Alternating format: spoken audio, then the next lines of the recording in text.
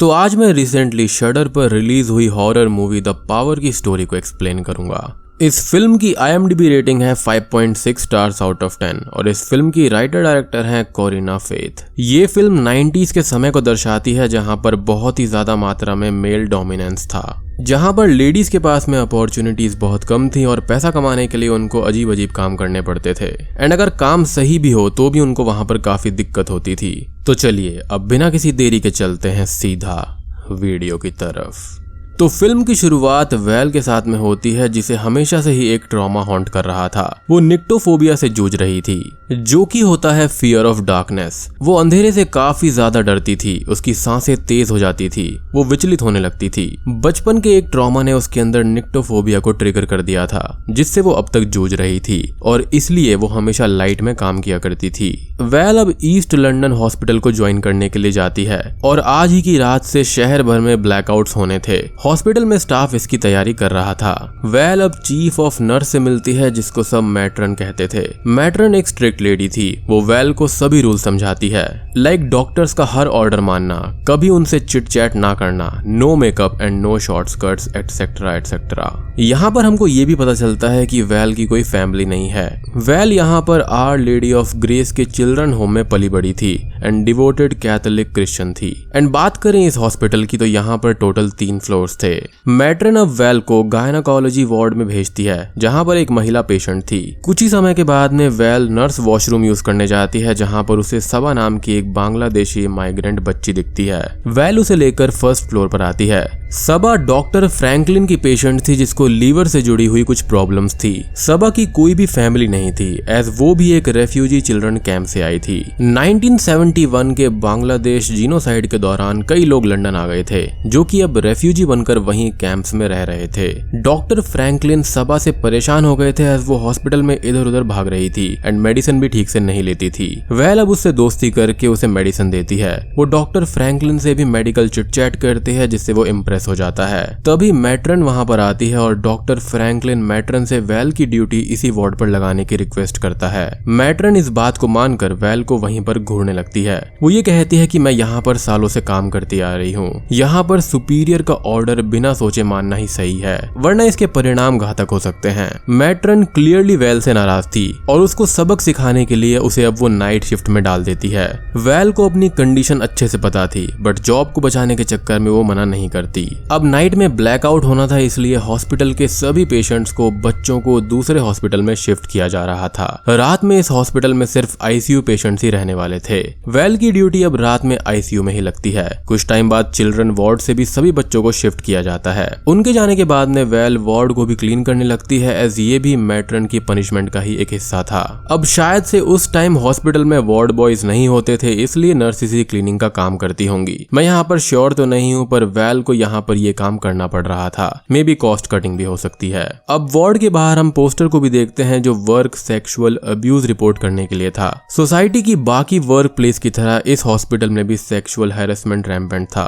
खैर अब वैल एक वेंट ओपनिंग को क्लीन कर रही थी जिस पर काफी ज्यादा ब्लैक मोल्ड चिपका हुआ था। उससे काफी ज्यादा बदबू भी आ रही थी। तभी अचानक उस वार्ड के स्टोर रूम का दरवाजा अपने आप ही ओपन हो जाता है। उसमें से साउंड आने लगती है। वैल जब अंदर जाकर चेक करती है तब कोई अनजान ताकत उसे रूम से बाहर धकेल देती है। वैल को यहाँ पर कुछ भी समझ में नहीं आता। रात को वैल अपना लैंप लेकर रेडी हो रही थी कि तभी टाइम से पहले ही ब्लैकआउट हो जाता है। इस पूरी बिल्डिंग में 3 और नर्सेस नाइट शिफ्ट पर थीं। वैल को 3rd फ्लोर के ICU वार्ड पर जाना था बट वो रास्ता भटक कर 1st फ्लोर पर आ जाती है, यानी कि वहाँ के मैटरनिटी वार्ड पर। वहाँ पर 2 nurses Terry and Comfort duty पर थीं। टेरी यहाँ पर स्टीफन किंग की फेमस हॉरर बुक कैरी को लैंप लाइट में पढ़ रही थी।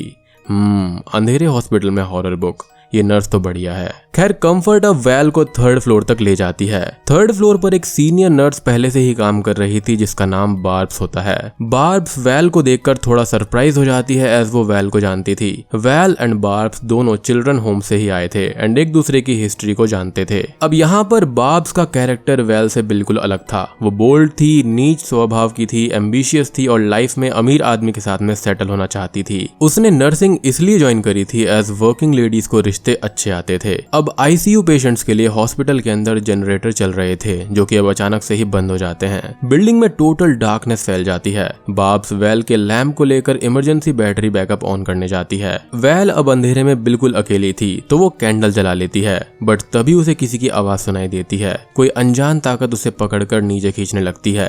वेल वहीं पर गिर जाती है और कैंडल भी बुझ जाती है। वेल की यहाँ पर हालत खराब हो जाती है और वो कंफ्यूज हो जाती है कि ये हुआ क्या। तभी लाइट्स फिर से ऑन हो जाती है एज बाब्स ने सिक्योरिटी इंचार्ज नेवल के साथ मिलकर जनरेटर को ऑन कर दिया था। नेवल का कैरेक्टर यहाँ पर काफी ढीला था जिसे वेल समझ जाती है। नेवल अब एक दूसरे रूम में बाब्स के साथ में सेक्सुअल हैरेसमेंट करता है, जहां पर बाब्स ना चाहते हुए भी कोऑपरेट करती है।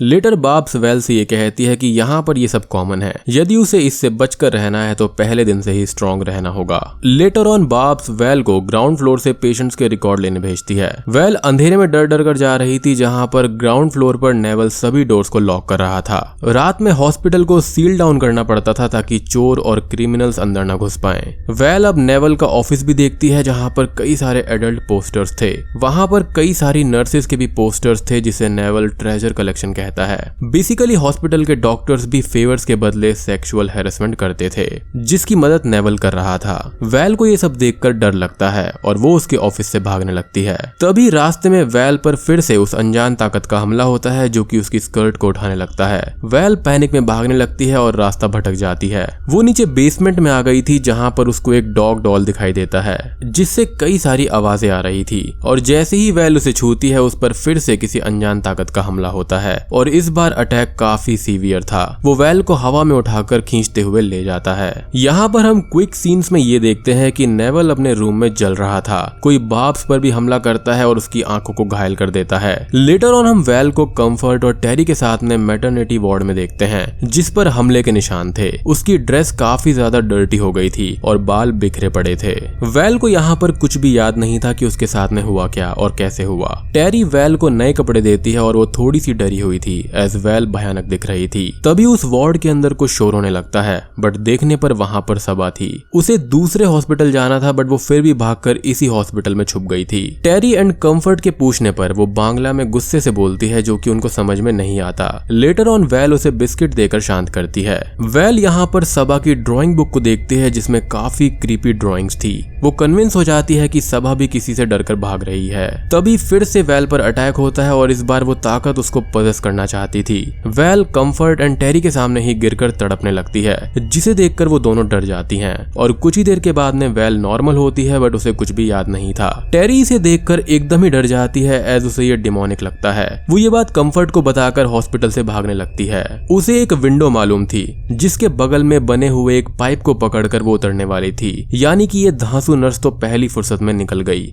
लोल smart lady. As horror books पढ़ने वाले को डिमोनिक पोजेशन पहले से ही समझ आ जाता है। कंफर्ट उसे रोकने जाती है बट वो नहीं रुकती। अब वार्ड के बेबीज को देखने के लिए कोई तो चाहिए था, इसलिए वो अपनी ड्यूटी को कंटिन्यू करती है। कंफर्ट वेल को अब अपने फ्लोर पर जाने के लिए कहती है। वेल जाने लगती है बट तभी उसे ग्लास में एक बच्ची का भूत दिखाई देता है जो कि उसे फिर से पजेस करता है। इतने टाइम तक वेल को जो ताकत हॉन्ट कर रही थी वो एक बच्ची का भूत होता है जिसका नाम डर्टी गेल था। अब यहाँ पर वेल देखते ही देखते कैंची से अपने आप पर ही हमला करती है। उसके पैरों से खून बहने लगता है जिसे देखकर कंफर्ट पैनिक में उसकी ट्रीटमेंट करने लगती है। वेल बेहोश पड़ी हुई थी जहां पर उसे एक सपना आता है। सपने में डर्टी गेल उसे एंड सबा को हॉन्ट कर रही थी। अब होश आने के बाद में सबा वेल को डर्टी गेल की फोटो दिखाती है। वेल अब कंफर्ट से डर्टी गेल के बारे में पूछती है तो वो गुस्सा करने लगती है। कंफर्ट ये कहती है कि गेल एक बदतमीज बच्ची थी, किसी की भी बात नहीं सुनती थी, हमेशा सबको तंग करती थी एंड वो मरी नहीं है, सिर्फ लापता है। वो वेल की गोस्ट थ्योरी को बिल्कुल भी नहीं मानती। उसी टाइम बाब्स वहां पर आ जाती है और उसको बिल्कुल भी दिखाई नहीं दे रहा था एज उसके आंखों पर चोट लगी थी। कंफर्ट को ये लगता है कि ये वेल का काम होगा एज बाब्स के साथ उसी की ड्यूटी थी।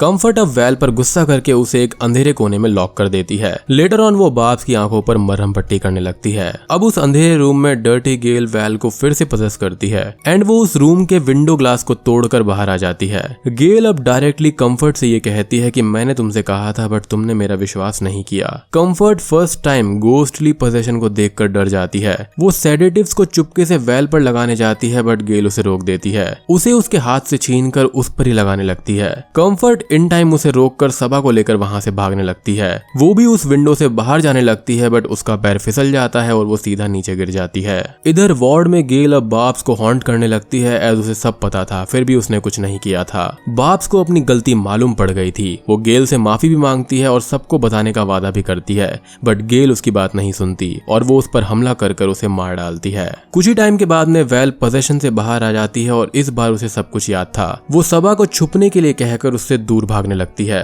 और रास्ते में उसको बाब्स की डेड बॉडी दिखती है और नेवल के ऑफिस में उसकी जली हुई बॉडी। वेल की हालत बेहद खराब थी एज उसे ये लग रहा था कि गेल उसे भी मार डालेगी। अब वो फिर से पजेस होती है जहाँ पर उसे कुछ और विजन्स दिखाई देते हैं। और दोस्तों अब यहाँ पर खुलते हैं असली पत्ते। असल में नेवल ने बेसमेंट में गेल के साथ में जबरदस्ती करी थी और वहीं पर उसको जलाकर मार डाला था। जी हाँ, और ये बात बाब्स को मालूम थी बट उसने किसी को भी नहीं बताई। हॉस्पिटल में सेक्सुअल हैरेसमेंट कैजुअल था इसलिए सभी लोग इसको सीरियसली नहीं लेते थे। टॉप से बॉटम तक सभी लोग इसमें शामिल थे। नेक्स्ट मॉर्निंग वेल हॉस्पिटल के एक बेड पर पड़ी हुई थी जहाँ पर सबा उससे मिलने आती है। उसके साथ में एक न्यू ट्रेनी इंटर्न डॉक्टर भी आया था जो कि वेस्ट बंगाल से था। उसे हिंदी भी आती थी और वो सब कुछ ट्रांसलेट करके वेल को बताने लगता है। सबा ये कहती है कि गेल बुरी नहीं है, वो हमारे जैसी ही है। उसने मुझे रात भर छुपाया और प्रोटेक्ट भी किया।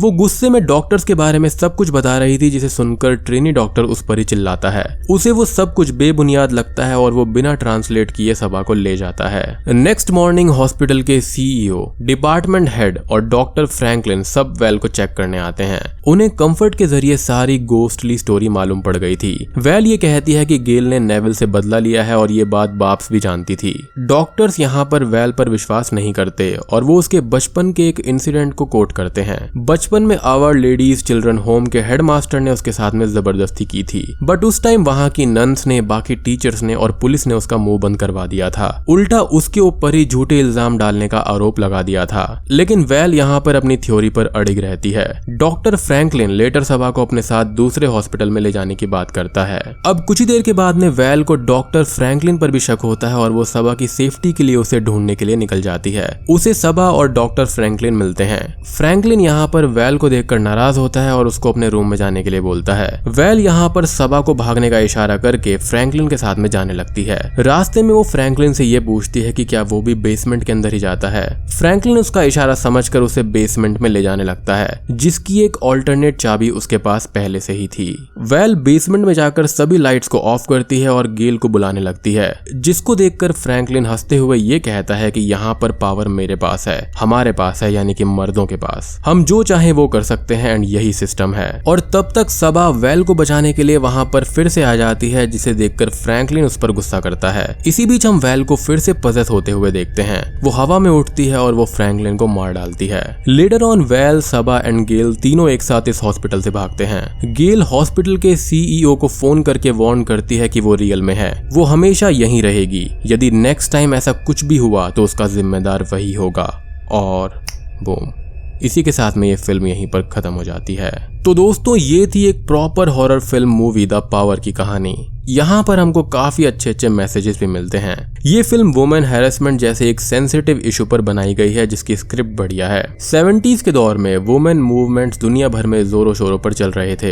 एज पेट्रियार्की उस टाइम वुमेन को सिर्फ एक प्रॉपर्टी ही मानती थी, पावर उनके पास नहीं थी और पावर सिर्फ मर्दों के पास थी। कई लोगों की मेहनत के कारण से जेंडर इक्वालिटी कुछ हद तक आई है बट अभी भी पूरी तरीके से आना बाकी है। फिल्म के अंदर गेल सबा को हॉन्ट नहीं कर रही थी बल्कि उसको बचा रही थी। सबा भी एक विक्टिम थी इसलिए वो गेल को देख सकती थी। उसने ये बात वेल को बताना चाहिए बट ट्रेनी डॉक्टर ने उसको रोक दिया था। एंड ब्लैकआउट के टाइम में जब सबा दूसरे हॉस्पिटल में जा रही थी तो उसको वहां से गेल ही लेकर आई थी। यहाँ पर फिल्म का सेट डिजाइन, म्यूजिक, डायलॉग अच्छे हैं। हिंदी डायलॉग भी ठीक ठाक ही हैं।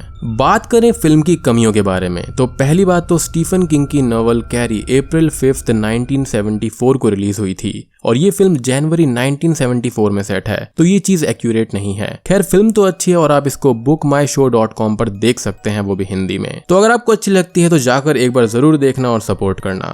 एंड यहाँ पर और ज्यादा डिटेल की बात करें तो ये फिल्म 1974 के इंग्लैंड में सेट है। उस टाइम वहां की गवर्नमेंट एंड कोल माइनर्स के बीच में झगड़ा चल रहा था। माइनर्स ने कोल प्रोडक्शन कम कर दिया था, जिससे इलेक्ट्रिक पावर जनरेशन में कमी आ गई थी। बात यहाँ तक पहुंच गई थी कि कोल रिजर्व्स भी खत्म हो रहे थे, इसलिए गवर्नमेंट ने बिजली बचाने के लिए रात में बिजली काटना शुरू कर दिया था, यानी कि ब्लैकआउट, जैसा कि इस फिल्म में हुआ था। पूरे लंदन में रात को ब्लैकआउट होता था, जिस दौरान लोग कैंडल्स एंड लैंप्स का इस्तेमाल करते थे। ये वो दौर भी था जहां पर women mainly nursing and teaching का काम करती थी। बाकी फील्ड में भी महिलाओं के लिए अपॉर्चुनिटीज कम थी, एज सोसाइटी मेल डोमिनेंट थी। एंड हाँ, इस फिल्म के अंदर जो नर्स दिखाई गई है उसका नाम वैलरी है, उसको शॉर्ट में यहाँ पर वेल कहा गया है। तो दोस्तों, वीडियो अच्छी लगी हो तो लाइक कर देना, चैनल पर नए हैं तो सब्सक्राइब कर दीजिए, और मैं आप सबसे मिलता हूँ अगली वीडियो के साथ में। तब तक के लिए